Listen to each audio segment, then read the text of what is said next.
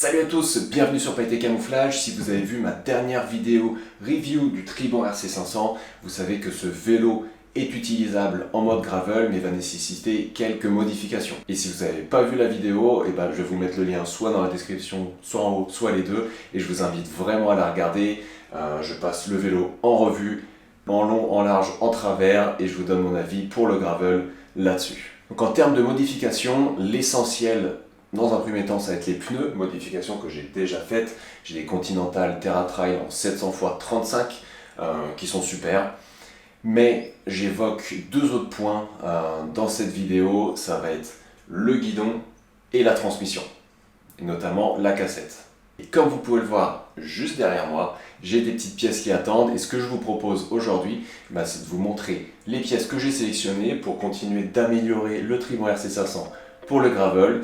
Et tout simplement vous montrer comment je monte ça. C'est parti!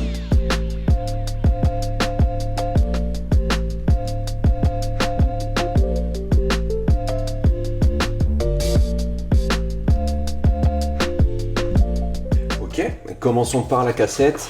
Donc comme vous pouvez le voir, c'est du Sunrace. Et l'idée avec cette cassette, c'est que d'origine sur le Tribant RC500, on est en 11.32 et là on va passer sur du 11.36. On a un dernier niveau beaucoup plus grand et normalement ça devrait aider dans les montées.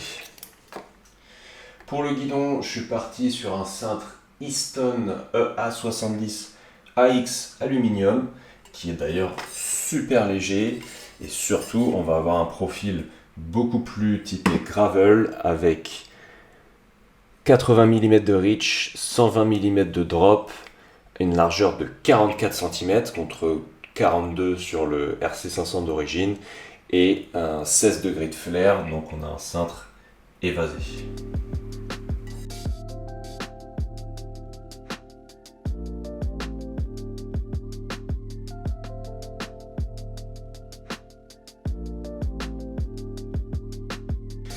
Avec ça, comme vous pouvez le voir, il y a d'autres petits trucs, donc forcément de la guidoline pour monter le cintre et deux autres petits accessoires. Donc on va avoir des axes rapides 9 mm, normalement beaucoup plus légers, et pour le dérailleur des galets aluminium avec roulement céramique. Ça c'est un petit peu pour le fun, mais je vais en profiter d'avoir tout démonté là pour les mettre. Et encore une fois, si vous êtes intéressé par tout ça, les liens seront dans la description.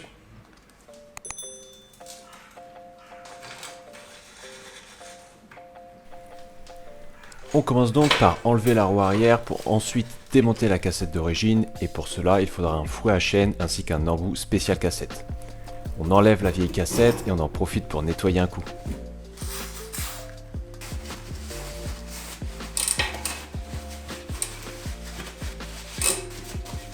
Donc là on voit bien la différence de taille flagrante entre la 1136 et la 1132.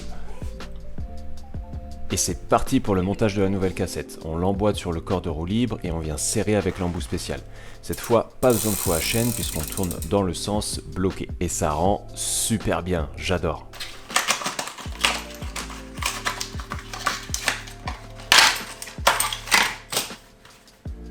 Ok, du coup, la cassette est bien montée sur la roue arrière. Donc c'est plutôt assez simple si vous avez l'outillage nécessaire. Et juste avant de la remonter, on va installer les petits galets de dérailleur, donc corps aluminium, roulement céramique, qui seront un petit peu mieux que ceux en plastique d'origine. Donc pour ça, pas besoin de démonter le dérailleur. Ici on a une chaîne qui n'est plus sous tension, donc on va pouvoir le faire. Pour les galets, il y a simplement une vis par galet, c'est un changement super simple.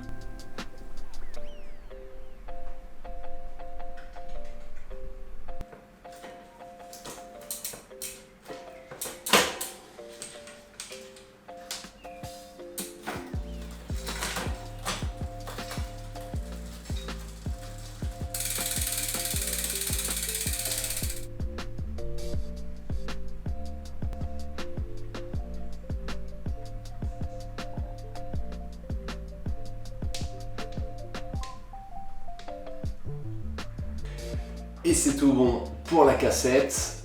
Maintenant, place au guidon et on va commencer par le démontage.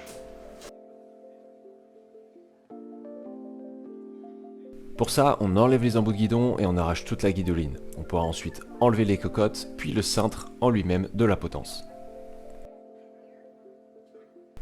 Et là, on voit bien la différence avant-après, avec un cintre beaucoup plus large et plus évasé. Ça va être parfait pour bien tenir le vélo dans les singles.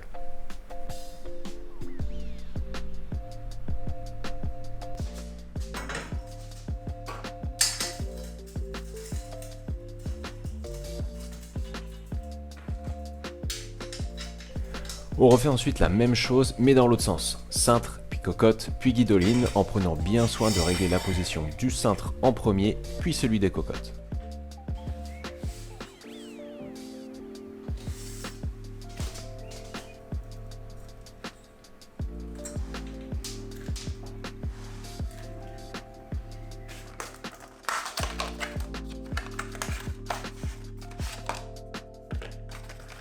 La guidoline neuve vient avec des embouts de guidon, du scotch et des petits morceaux déjà coupés pour les fixations de cocotte. C'est plutôt complet et quali.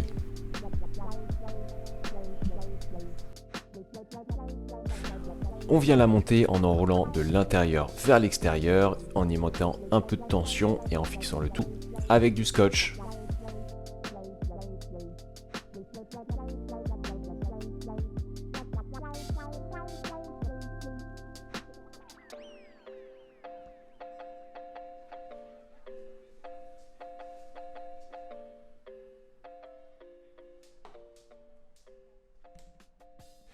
Et voilà, c'est terminé pour ces deux modifications qui sont pour moi essentielles pour faire du gravel avec le Triban RC500 en mode confort. Je suis vraiment content, la cassette plus grosse et noire, plus le guidon vachement plus large et évasé, ça lui donne un petit côté encore plus baroudeur, renforcé, que j'adore. Si vous avez des questions à propos de ces modifications, n'hésitez pas à poser toutes vos questions dans les commentaires, je serai là pour y répondre. Et si vous avez aimé cette vidéo, n'hésitez pas à vous abonner. D'ailleurs, on va très vite se retrouver parce que d'ici quelques semaines, je pars pour un petit trip gravel bikepacking avec mes frères, comme j'ai déjà pu le faire 2 fois déjà sur la chaîne. Cette fois, on part dans le Jura pendant 4 jours et je pense que ça va être au top et ça va être parfait pour tester ces modifs. À la prochaine!